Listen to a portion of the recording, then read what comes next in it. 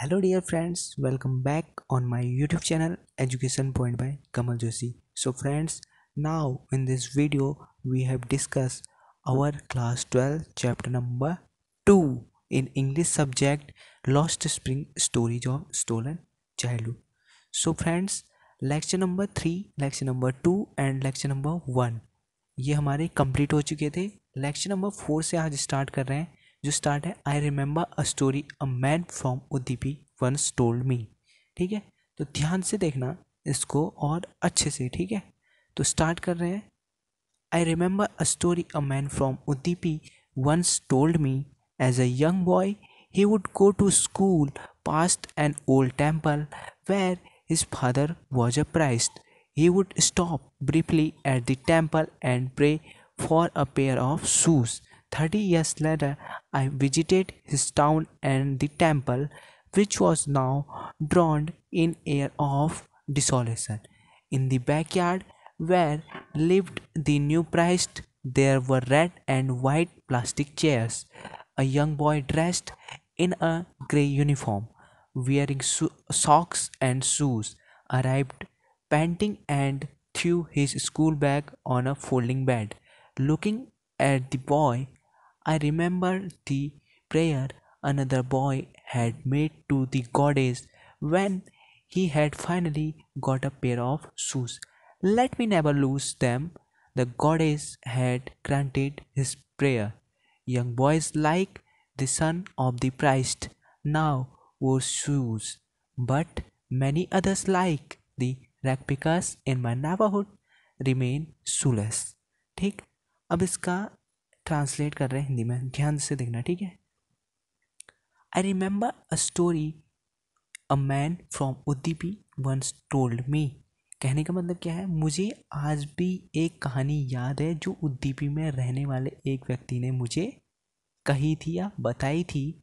As a young boy he would go to school past an old temple where his father was priest. अब क्या है, वहाँ एक क्या है, एक यंग बॉय यानी कि छोटा लड़का भी कह सकते हैं। ठीक है, एक छोटा लड़का था जो क्या है, वह मंदिर के पास से होकर स्कूल, इनकी मंदिर के बगल में ही क्या था, उसका स्कूल था। तो मंदिर से ही, ये सॉरी कहने का मतलब है मेरा, मंदिर के पास से ही होकर क्या करता था, अपने स्कूल जाया करता था।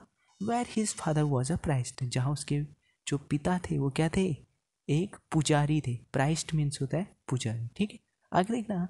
ही would stop briefly at the temple and pray for pair of shoes. और यहाँ पर वो क्या कह रहा, उस मंदिर में तो उसके पापा पुजारी थे, लेकिन वो क्या करता था, उस मंदिर में थोड़ा सा रुका करता था। ही would stop briefly at the temple, रुका करता था, and pair for a pair of shoes, और क्या करता था, जूतों के लिए प्रार्थना करता था। इनकी जूतों की जोड़ियों के लिए क्या करता था, प्रार्थना करता था कि मुझे भी प्राप्त हो या मिले, ऐसी कह सकते हैं। ठीक है, 30 years later I visited his town and the temple which was now drowned in an air of desolation. अब वो क्या कह रहा, जो इस स्टोरी के ऑथर हैं वो क्या कह रहे हैं, 30 साल बाद, इनकी जब 30 साल हुए उसके बाद मैं उस गांव में विजिटेट के लिए यानी कि घूमने के लिए या ऐसी यात्रा पर गया।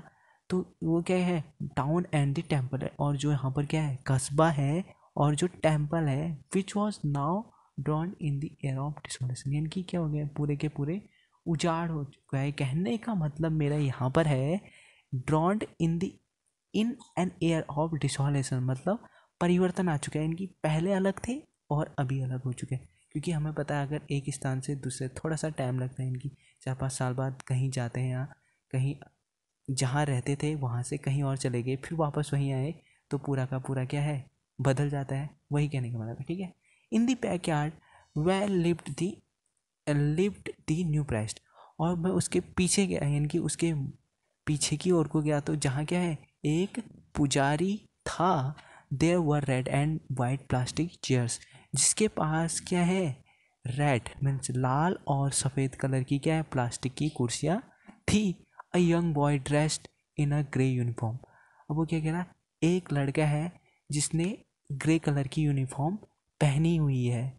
बता रहा हूँ, एक छोटा बच्चा है जिसने क्या करें ग्रे कलर की यूनिफॉर्म पहनी है, वेयरिंग सॉक्स एंड शूज़, और उसने क्या कहना है मोजे भी पहने हैं और जूते भी पहने हैं। Arrived painting and through his school bag on a folding bed, और क्या है उसने जो वो वहाँ अराइव्ड पेंटिंग मीन्स हाँफते हुए पहुँचा, और क्या करा उसने जो उसका स्कूल बैग था उसको फोल्डिंग बेड में फेंक दिया, थ्रोन, ठीक, बिस्तर में फेंक दिया।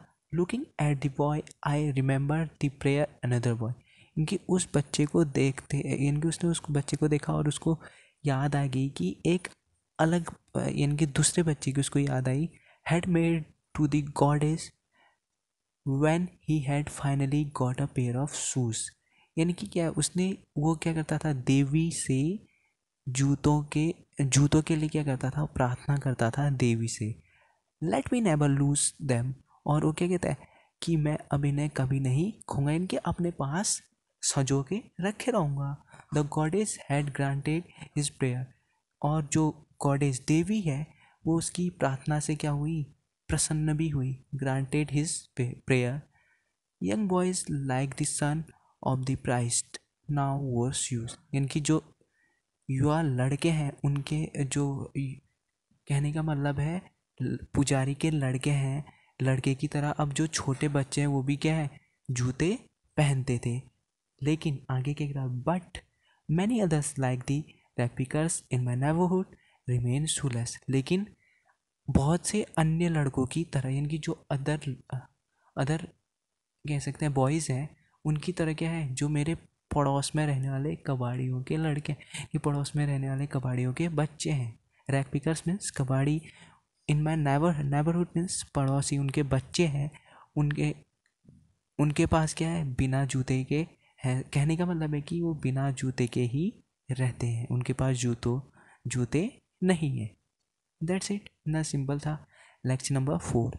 मिलते हैं अपने लेक्चर नंबर 5 में, ठीक। तो ध्यान से और अच्छे से इस लेक्चर को देखना। इसके प्रीवियस के जो लेक्चर हैं लेक्चर नंबर 3, 2 और 1 अबाउट द ऑथर को मिला के भी, ठीक है, उसको मैं इसके डिस्क्रिप्शन में डाल दूंगा, आप उससे भी देख सकते हैं, ठीक है friends. So friends, please subscribe my YouTube channel, also press the bell icon for daily notifications. Thank you very much, goodbye, have a nice day.